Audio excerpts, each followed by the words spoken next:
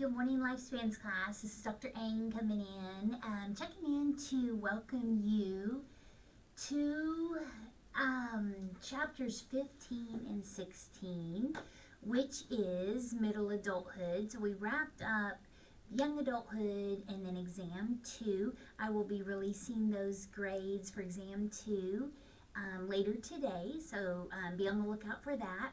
But as we welcome chapters 15 and 16, super pumped about this because our schedule, we went through the entire first part and we are down to just our final stretch. And as we enter into middle adulthood, that's letting you know that we have one section left, late adulthood, as we enter the end of the lifespan, as well as those those larger assignments that we have, that I've been alluding to as we went through and progressed through the semester. So hopefully you've got a jump start on at least one of those and you can get those to me. I've had a couple people reaching out, coming and meeting for those. That's great as well if that works for you in your schedule. So character presentation as well as the final analysis paper that will be due on the final week, but again, preferably if you can submit that sooner. And again, it's just as you've went with the reflective papers each week and submitted those, it's just a very similar format. Now we're just going to take all of them and see how you can apply, as you've analyzed each of those stages, how you're going to apply that as you enter into your professional career. What aspects of Erikson stages can you take and actually apply? So that is a meaningful assignment, so hopefully you will take time to give your time, self-adequate time to brainstorm and then craft a beautiful submission for that. So hopefully you can submit a scholarly submission. That's a pretty strong percentage of the course grade, as well as the character analysis presentation that flips to the other side of your brain and just gives you a fun activity where you can go pull a video clip from one of your favorite movies and we'll analyze it from a different set of eyes, a different portion of your brain from that creative side. So that's a fun activity and I hope you will enjoy that. But for now, for middle adulthood, that is chapters 15 and 16. You have the PowerPoints there, just going to give you in a nutshell. You can also see that I have left, from the previous semester, I went ahead and left those video recordings in there. If you want to watch those, you can. That's not a requirement, just if that is helpful. I realize those take time, so if there is a way you prefer to study the material, you can do that as well. Pay attention when we're looking at middle adulthood. One of the keys for the middle adult, when we're looking at the age approximately 40 to 60, some say 40 to 65, for the sake of this we're going to say 40 to 60. Middle adulthood is just that. You're right in the middle between trying to raise, if parenthood has been part of their story and their journey, trying to raise responsible young adults as the dependents kind of roll out into more of an independent stage, hopefully. It could be the empty nesting as the dependents roll out into their own home setting, as they go to college, as they embark on their professional careers. The middle adult tends to be the anchor, if you will. They'll help be the supportive one, whether that be emotional, the mental support. It may also be a tug financially, as some parents and caregivers in this stage will either choose or not choose to help support financially.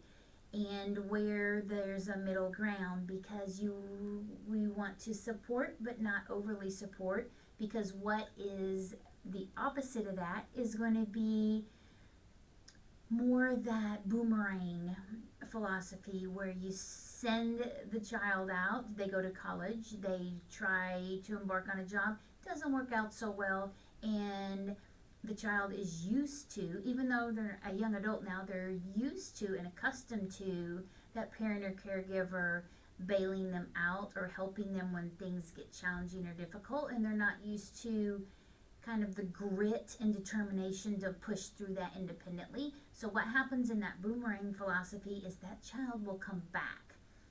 So there are empty nesters in this middle adulthood stage that all of a sudden look and, this is not an empty nest anymore.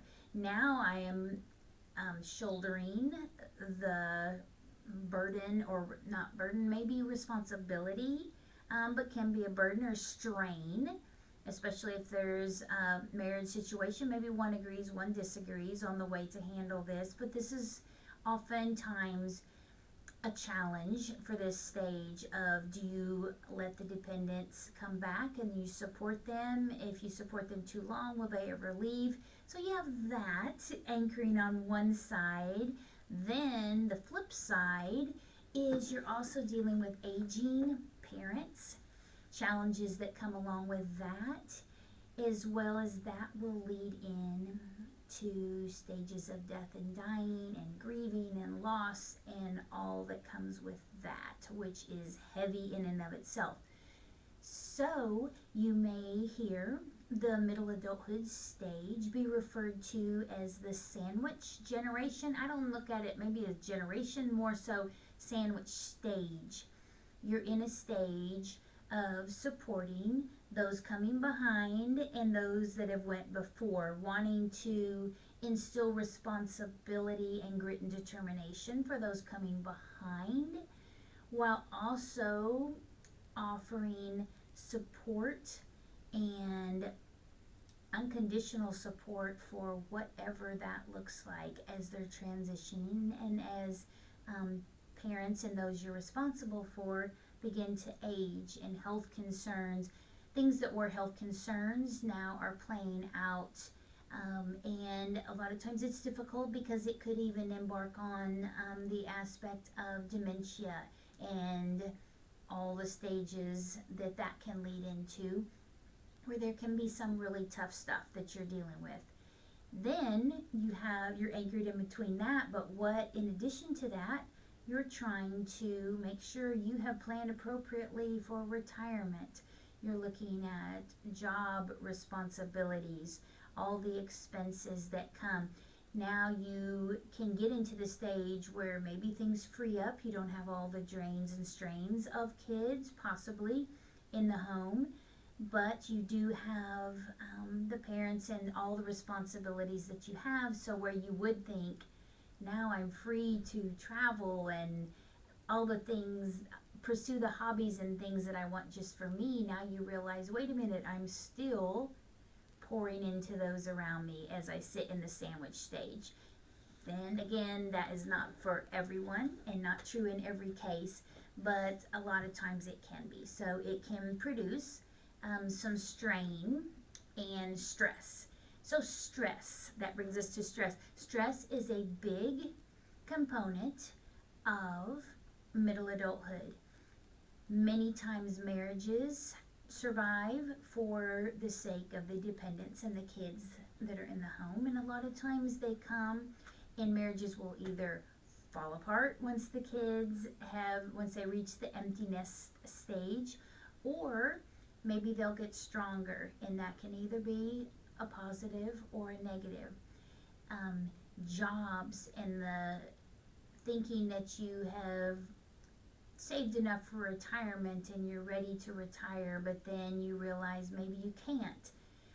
If there's ever job loss, and then it's difficult to re-enter the job market at this stage. So finances can cause a good deal of stress in this stage.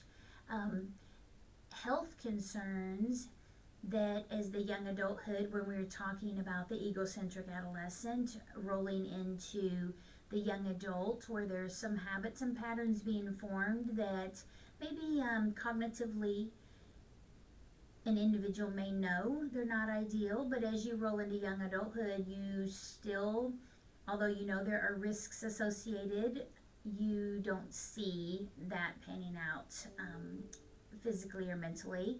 So you continue to press through with those unhealthy or not ideal habits. Then, as you roll into middle adulthood, you start seeing the adverse effects of those choices, be it alcohol, smoking, risky behaviors, different things that you maybe participated in as a young adult, adolescent, young adult, didn't realize would take effect, but now it does. So there can be some regret associated with that. There can be some challenges for sure as you see that play out, and the times when you thought again you would be pursuing traveling and hobbies and things that would fulfill you, you realize you may be caring for a spouse, or you may be caring for health concerns for yourself during this stage, all in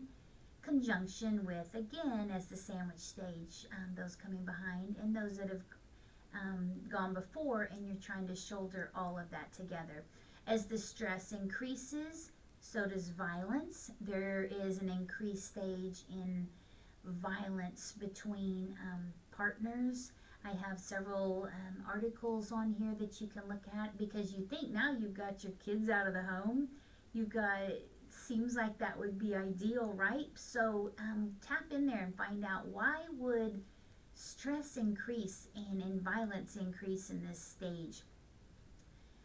But that shows the repercussions of stress and how health and decisions that you've made going along. Why it's so important to educate adolescents and young adults, and show what that will look like once you fast forward it a little bit, what that pans out to be. There are a lot of health concerns that are unavoidable, genetic, hereditary, things that could not be. But then there are a bucket full that could have been avoided, and those are sometimes difficult to reflect back and think, I could have potentially avoided this, or made this not be, these challenges come quite so early, different aspects, so you can look at that. I have a section on nutrition and physical exercise, all of these as well. The young adult is aware, but doesn't necessarily adhere to, until you realize, oftentimes as a middle adulthood, now I have been diagnosed with high blood pressure or high cholesterol, or now I have diabetes, now I have arthritis, now I have whatever the diagnosis is. Now I need to treat that because I'm beyond the point of prevention.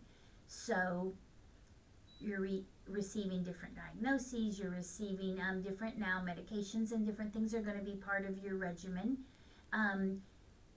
But exercise, now you'll be told it takes sitting in front of a doctor saying, okay, now it's not you're at risk for, but you're being diagnosed with. So education and diet now take a much different perspective for the middle adulthood individual. So as you sit there, you're told now that you must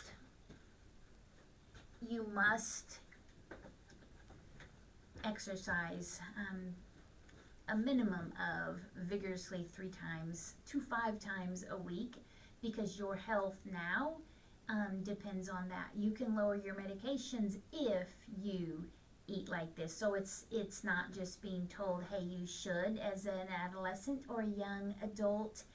Now it's being told you must, and you've received the diagnosis. So now an individual in middle adulthood will oftentimes take it a little more serious, because now they're faced with the risk factors have now hit the diagnosis. So pay attention to that, and the social aspects, how important it is that someone in middle adulthood stays, there's the genitive versus stagnation. So keeping those connections, whether it be through work, whether it be through a significant other, you want to keep that connection through this stage, and that feeling where it's not a stagnation, kind of a burnout.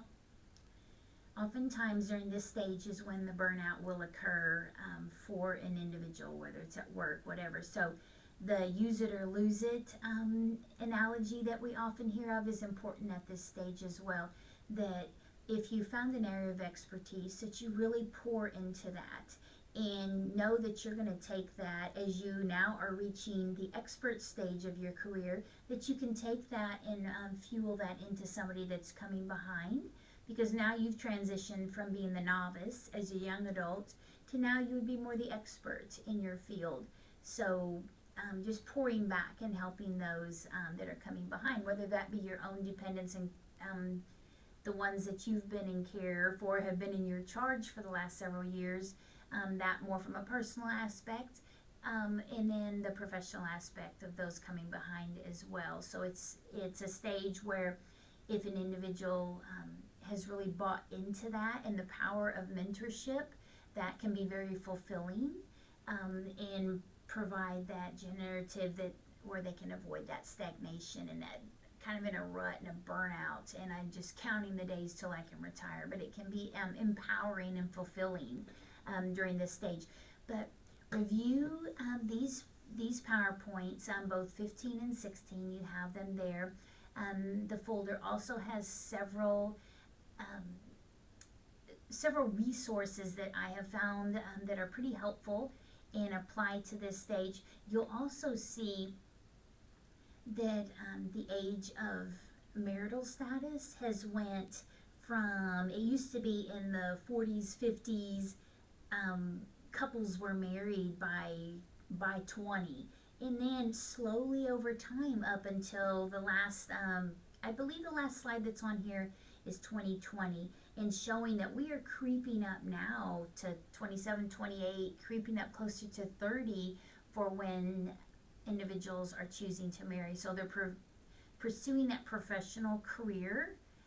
Tends to be the trend, and again, I continue to say not always, but it tends to be the trend of an upswing to get that professional aspect established, get that sense of responsibility, and get that in place for the foundation, and then marrying closer to upper 20s to approaching 30s now. So what is that doing also in the traditional sense? It's delaying starting families and different things, which I say this because it pushes everything more in for the middle adulthood. It just shifts things just a bit. So see how the impact of that would be. But there are a couple of articles in there linking to the World Health Organization as well as the CDC. So WHO, World Health Organization, as well as CDC, Centers for Disease Control. Look at all of those and you'll see the trend that all of the different diagnoses and things that you can look at on there hit hard for the middle adulthood. So there's a lot, it's rich resources in both of those websites. So I have alluded to those in your folders, so take a deep dive into those if you're interested. But grasp a hold of this information for the middle adulthood, because this is a solid aspect in the lifespan process that you'll want to be very well aware of. And a lot of as you get past your academic career and move into your professional career, this will impact a lot of you. You'll want to know, have a good grasp on this information. Again, remembering that we have those 2 large assignments that are due. We're going to be hitting the end stages here next week, and I've given you a little padded week in there to work on some of these assignments. I hope that you will take my QR code. You can zap in there, make an appointment with me if that's helpful.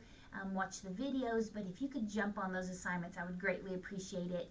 And if you get them done early and there's an issue, then we can always deal with that. If you wait till the very end and submit it, then it's going to be, the grade will stand. But so we've gotten exam 2 out of the way. Exam 3 is on the horizon. That'll drop the week right before Thanksgiving break. We'll get that out of the way. Then we just have the 2 final assignments. So been a pure joy having you in the class. I'm thoroughly enjoying being able to read your submissions on your assignment. So continue to stay strong. Let's finish strong. And as always, I'm here if you need me. Take care.